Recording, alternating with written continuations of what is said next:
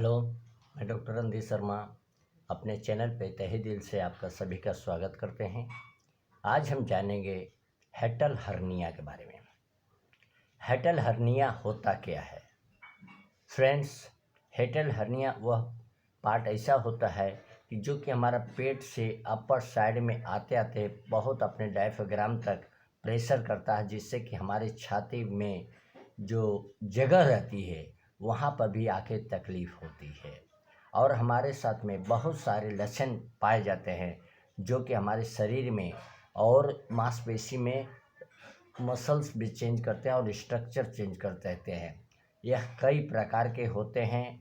हाइटल hernia जो कि स्लाइडल अपेरस ओफेगियल बोला जाता है, इसके बहुत सारे सिम्टम्स हो सकते हैं। हाइटल हार्निया के बारे में आइए जानते हैं कि लक्षण क्या है। हाइटल हार्निया ऐसा है कि यह अपने लक्षण अकेले ही सब आता है और छोटी छोटी पार्ट में होता है और एक दूसरे से डिपेंड होकर हमारे शरीर में फैलता है। जैसे इसके लक्षण में आएंगे, पहले हाइटल हार्निया में पहला अपना हृदय में जलन होगी, हार्ट में बर्न होगा। यह कॉमन सिम्टम है। हाइटल हार्निया अगर है तो अपना छाती में जलन होंगे तो आपको समझ लेना चाहिए कि हाइटल हार्निया हो गया है। और यह जलन धीरे धीरे छाती तक पहुंचता है और हमारा डाइजेस्टिव सिस्टम को भी प्रॉपर नहीं होने जाता, जो कि धीरे धीरे गले तक भी आ सकती है जलन, यह महसूस होता है। फ्रेंड्स, दूसरा सिम्टम है रेजुरनेशन। एक खाने में खट्टा और बदबूदार होता है जो कि हमारे मुंह और गले से होकर हमारे लोअर एसोफेगस प्लेस्टर तक जाता है और हमें एलो करता है रिफ्लक्स करने के लिए, ताकि हमारे शरीर मेंटेन रहे। लेकिन वह चीज़ नहीं होने के कारण भी हमारा हाइटल हार्निया हो सकता है। हमारे छाती में दर्द होती है और छाती में दर्द होने के बाद में डिस्कम्फर्ट फीलिंग होता है, जो कि जिसे हार्ट रिलेटेड, जो कि हार्ट के भी बीमारी में यह चीज़ पाया गया है। अपना एंगीना में बहुत ज़्यादा पेन होता है और हमें खाने पीने में दिक्कत होती है और हम सोचते हैं कि हम लेटे रह जाएं। लेटने के सिवा हमें खड़ा रहने की हिम्मत नहीं होती है।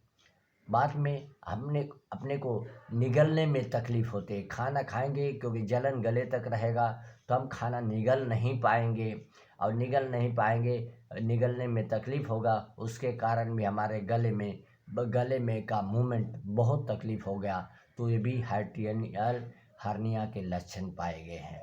बाद में बेल्चिंग, मतलब चावल की तरह पकना, पेट में पकते रहेगा और यह पकना हुआ ज़्यादा होता है, पेट फूलने लगता है, फिर धीरे धीरे हमारा स्टमक बहुत फुल हो जाता है और बहुत तकलीफ़ होती है। बाद में हमें महसूस होता है कि शरीर में पेट हमारा भरा भरा हुआ होता है और हमें कोई भी चीज़ खाने के लिए जाए, चाहे छोटा या बड़ा चीज़, तो हमें बहुत सारी तकलीफ़ का सामना पड़ता है। हमारे में सांस लेने में बहुत तकलीफ़ होती है। हाइटल हार्निया हो गया तो हमें सांस लेने में भी बहुत तकलीफ़ होती है, जो कि डायफ्राम तक पहुंचता है और लंग की कैपेसिटी को, फेफड़े की कैपेसिटी को बढ़ाता है और सांस लेने में एकदम छोटा, जो लंबी सांस होनी चाहिए वह चीज़ को रोकता है और हमें तकलीफ़ बढ़ाता है। आज हमारा हार्ट का एक एक्सरसाइज होता है कि अगर सांस बंद करके एक लंबी सांस लो, अगर 30 सेकंड के बाद तक अगर आप सांस ले सके, रोक सके 30 सेकंड में, तो आपका हार्ट और लंग बहुत ही मजबूत रहता है। अब इसके कारण क्या क्या हो सकते हैं, आइए जानते हैं। उम्र के हिसाब से भी होता है, जो कि हमारे शरीर की मांसपेशियाँ, टिश्यू वगैरह डायफ्राम को सपोर्ट नहीं करता है, जिसके कारण कोई भी चीज़ हम खान पान की चीज़ करते हैं, उलट पुलट केमिकल का चीज़ खा रहे हैं, तो उससे हमारे शरीर में बराबर पौष्टिक न्यूट्रिएंट्स नहीं मिल पा रहे हैं, तो हमारे शरीर में तकलीफ़ होती है। उसके कारण भी हाइटल हार्निया होने की संभावना बन जाती है उम्र के हिसाब से। फिर मोटापा, मोटापा के कारण भी जब बहुत ज़्यादा हमारा बॉडी का वेट होता है जो कि पेट के तरफ से घूमता है, यह बढ़ते हुए प्रेशर पड़ता है और यह भी रिस्क होता है हार्टियल हार्निया का। ये भी एक रिस्क हो जाता है हार्टियल हार्निया होने के बाद में। अब प्रेगनेंसी, जब औरत गर्भवती रहती है तो उसमें भी पेट में प्रेशर बढ़ता है, जो कि पॉलिटिशियन जो भी डेवलप करता है हार्टियल हार्निया के लिए। बाद में कोई वजन उठाने का चीज़ उठा के अगर ऊपर लेके जाते हैं तो इसका भी हमारे पास में हैवी के कारण भी हमारे पास में पेट में वजन पड़ता है। जैसे कि आपने देखा होगा कि बहुत सारे जब वजन हम उठाते हैं, चाहे एक व्यक्ति मिलके या 5 व्यक्ति मिलके, तो हमारा पेट पर बहुत दबाव पड़ता है। अब पेट पे दबाव पड़ने के कारण हमारी समस्या बहुत तेज़ी में बढ़ जाती है, तो भी हमारे हार्टियल हार्निया होने की संभावना हो सकते हैं। फिर बाद में फ्रेंड्स, बोवल मूवमेंट, अपना जो बोवल है जो डिफ्लेक्शन होता है, तो बोवल मूवमेंट अगर सही तरह रहा तो हम लोग जो भी खाने पीना खाएंगे वह सब सही तरीके से रहेगा। अन्यथा कॉन्स्टिपेशन हो गया और पेट में प्रेशर बनता है, ये भी हार्टियल हार्निया होने के कारण बन सकते हैं। बाद में हमारे जेनेटिक्स, पूर्वजों के भी कारण हार्टियल हार्निया होके भी हमारे आप में आ सकते हैं। यह भी एक प्रकार का कारण है कि डेवलपमेंट जेनेटिक पूर्वजों द्वारा आता है, उसी चीज़ को आगे हम बढ़ते रहते हैं।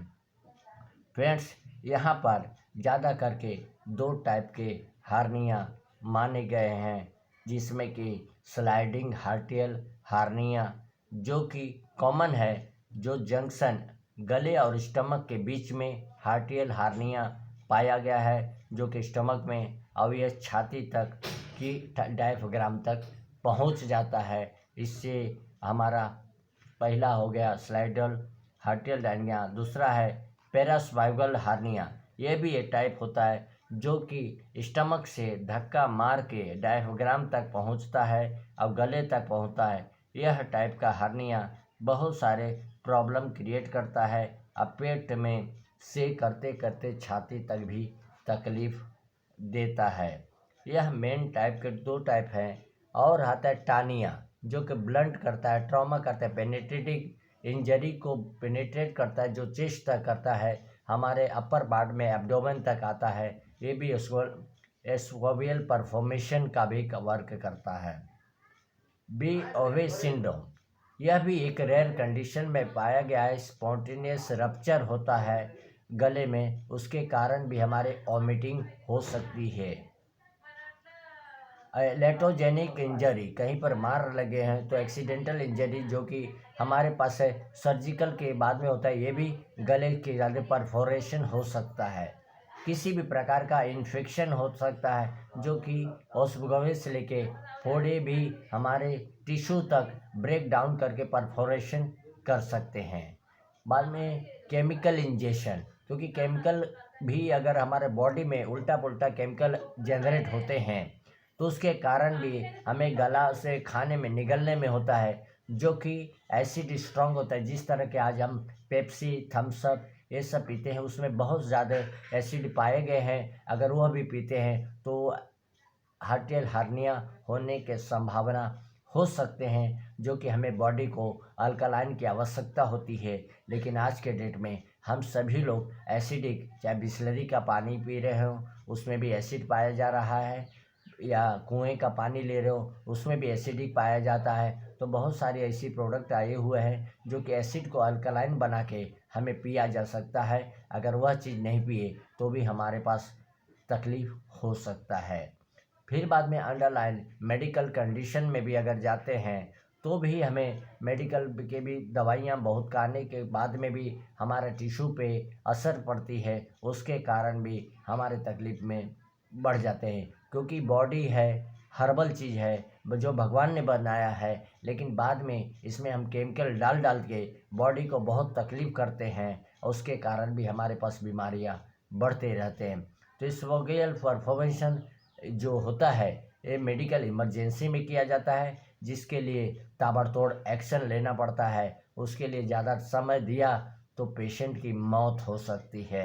अगर आपको इस तरह का महसूस होता है कि निगलने में तकलीफ़ होती है, सांस लेने में तकलीफ़ होती है, तो ताबड़तोड़ बिना समय लगाए हार्ट कार्डियोलॉजिस्ट से स्पेशल मिल लें, और ताकि आपका या कहीं सर्जरी की ज़रूरत है तो वह चीज़ दिखा जा सकता है। अब बहुत सारे जल्दी कवर किया जा सकता है। आज हमें हार्ट और ब्लड से जो रिलेटेड होता है, तो मोस्टली में हमें ये 3 की मेडिसिन जो हार्ट और ब्लड के लिए रिलेटेड होता है, हार्ट और ब्लड के लिए काम करता है।